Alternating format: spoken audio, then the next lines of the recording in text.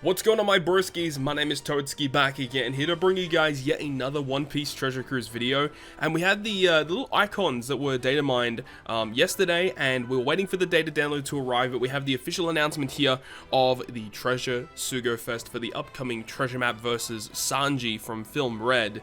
Now, I know that a lot of people would have already invested a lot of rainbow gems into the Super Sugo-Fest, so I don't blame a lot of people for not pulling here, and it's completely understandable.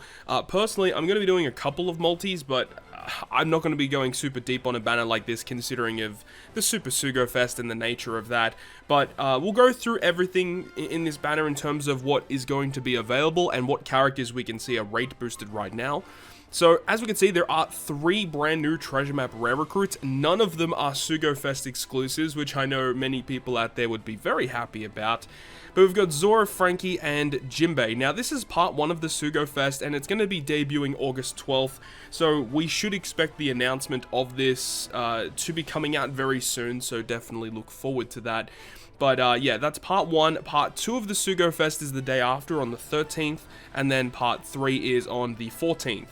So you can see that the characters on the banner will be changing, with Hiyori on part 3, Ulti on part 2, and then you've got Who's Who for some reason on part 1. Personally, I am going to be doing pulls on part 3 because Hiyori is one of those ones that I don't have yet.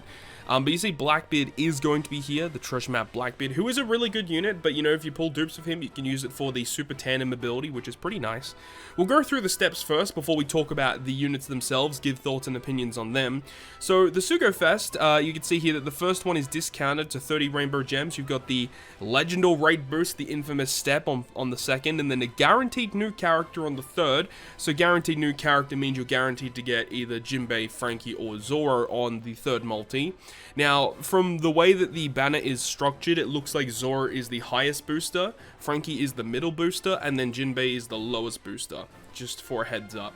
The fourth is bad, then you got a guaranteed legend on the 5th, another one of those trash steps, but then the 7th is your next new character step. And of course, it's going to be cycling pretty much all the way through that. That's pretty bad. 11, 12, 13, 14, all just filler steps. Guaranteed new character on the 15th and then the 20th. So yeah, look, if you're going to do any amount of pulls, it's probably worth it just to do 3 multis, which will cost you 130 rainbow gems. And it guarantees you at least one of the characters, which is nice at least. And of course, the steps for part 2 and part 3 are the same all the way through, just with the amount of characters that you can actually get changing between each of the 3 parts. So I guess everyone wants to know, what do these characters actually do? So we can go ahead and have a look at that now. So the lowest booster being Jinbe is this guy right here. He is an int fighter powerhouse. So interestingly enough, all 3 of these boosters are not striker or cerebral. So they don't actually receive the boost from Uta's special ability. So that is a little bit alarming. So I don't know what the ideology is behind this. They all get boosted by Uta's captain ability because they are all int characters, but they aren't the classes that Uta boosts with her special. So it's a bit of a weird design choice here. But Jinbe, fighter powerhouse, with a captain ability that boosts int and fighter by 3x and 15% damage reduction. That is interesting, because most of the time when a character is a treasure map rare recruit and they are characters that repeat on banners, like characters that debut with legends, typically they will have captain abilities that are somewhat usable. Like a 3x attack boosting captain, in the grand scheme of things, isn't very good, but in treasure maps specifically for a booster, this is a good captain ability. So it is interesting that they're going this route. It makes me believe that these characters in Frankie, Zoro, and Jinbe are going to be reoccurring characters, which I hope is the case because they all have usable supports, which we'll go through in just a moment. So Jinbe's special 12-turn cooldown reduces barriers by 2 turns. It does 75 times attack in damage to one enemy, so damage dealing special is always good. He then changes the block slots, crew slots, including block, into matching. So he literally changes all slots to matching. That's crazy. And locks them all for 1 turn. And if you have an attack boost when you launch the special, you buff it by 0.25. Pretty good. And then also doubles int character's attack for 3 turns if you don't have an attack boost active. So the attack boost is only for int, but the buffing attack can work whenever you have any attack boost, all slots into matching, damage dealing special, barrier removal. This is a good special ability here, and I believe this is the lowest booster. So for a special ability like this is a character I actually really want to get. And I like the fact that he reduces barriers, but it does kind of, it gets me a little bit nervous as to what they could be doing for the treasure map event, because they can really create some pesky barriers, and if you have a character like this that can just outright remove it, and it gets me a little bit concerned about what type of barrier they might be applying on the boss stage. We'll have to wait and see how that kind of works out. In terms of his crewmate abilities, he can't be blown away, so this is going to be nice for, like, if you still have to beat the worst generation Garp challenge, for example. Resisting a blow away isn't always useful, but, you know, when you need it, it's nice to have an effect like this, right? And then for his potential abilities, you know, slot bind duration and the enrage effect, like, everything on this unit looks really solid, and he also continues with that with his really good support effect. Zoro, Sanji, Frankie he attaches to, and if they use a special to boost your attack, changes that character slot into matching, and lock all of your slots for one turn. An all blocking support always going to be useful, and it's only on an attack boosting special, so it is a little bit niche, but at the end of the day, this is a support effect that is likely going to see play, has a special ability that is likely going to see play. I like this Jinbe, and I think this is probably one of the better Jinbe units that we've had in a really long time, and he's got a really cool sprite too. What is there not to like about this unit? This unit looks absolutely amazing.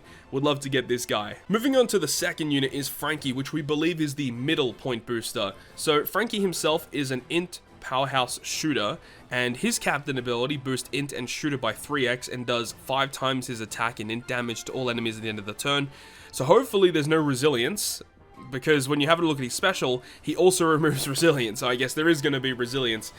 Interesting, okay? So he does remove defense up, which is blue shield, and resilience by 5. He doubles int character slot effects for 3 turns, okay? And if you already have a slot boosting effect active, he boosts it by 0.25. Oh, I like at least that they're making it a little bit less redundant. So yeah, you can get a 3-turn 2 times orb boost, which is like okay.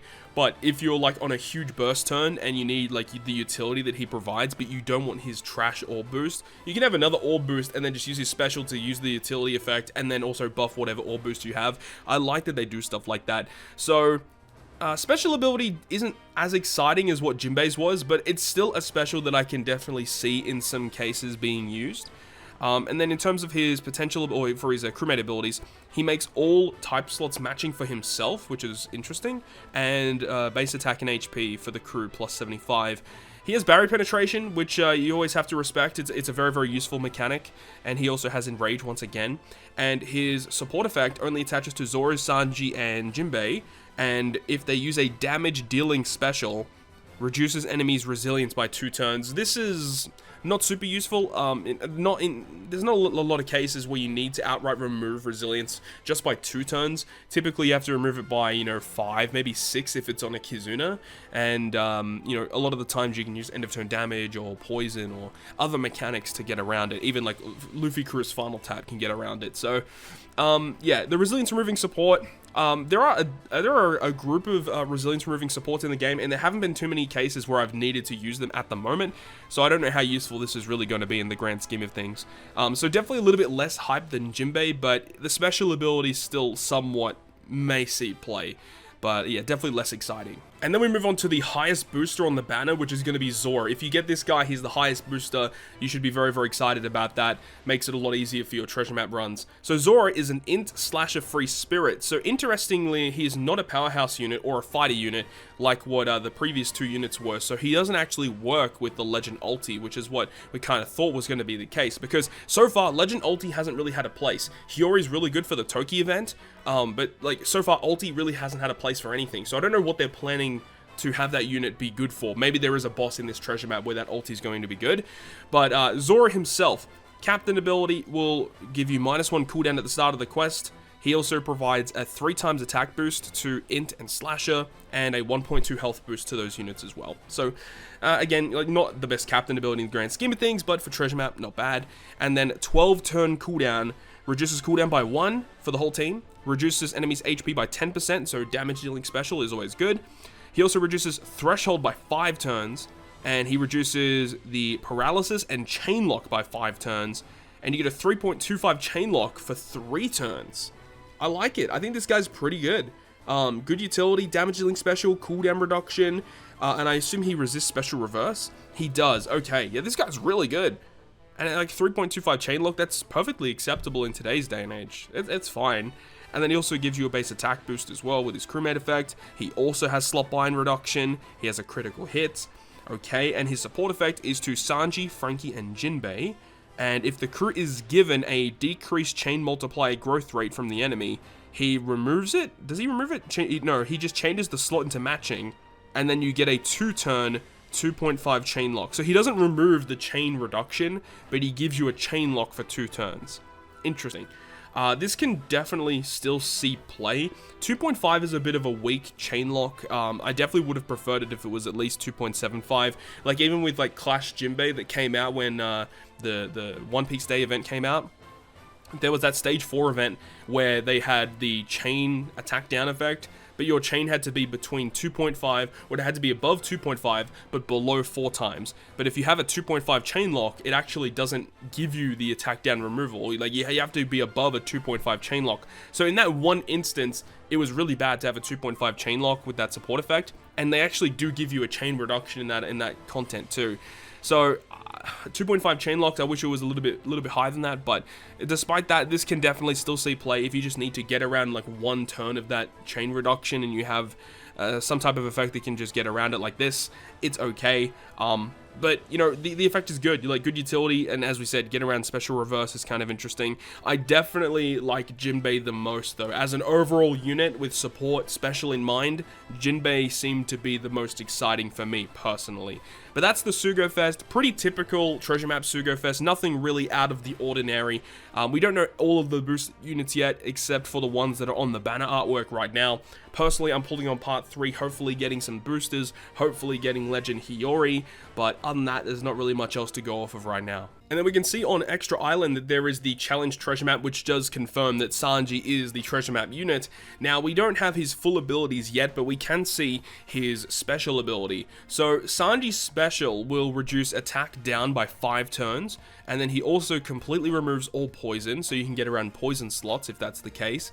He also provides a 1000 base attack boost to int characters, and he removes 1 turn of damage nullification. It's a pretty good special. I mean, a little bit of utility and a little bit of offensive capabilities with a base attack boost, and he is a fighter powerhouse as well, so he himself does work with Uta, not with Uta, but with ulti, right? So I'm not too sure what they're planning to be using this guy with, but he seems okay. We don't know his captain ability at the moment.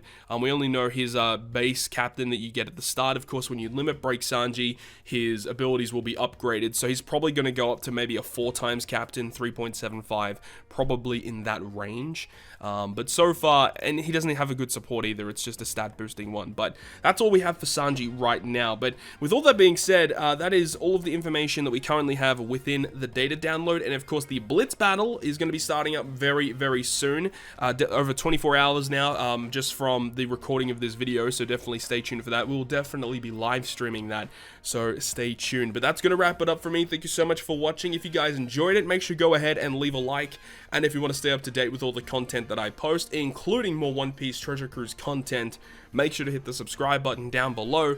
But on that, guys, I'll see you guys within the next video.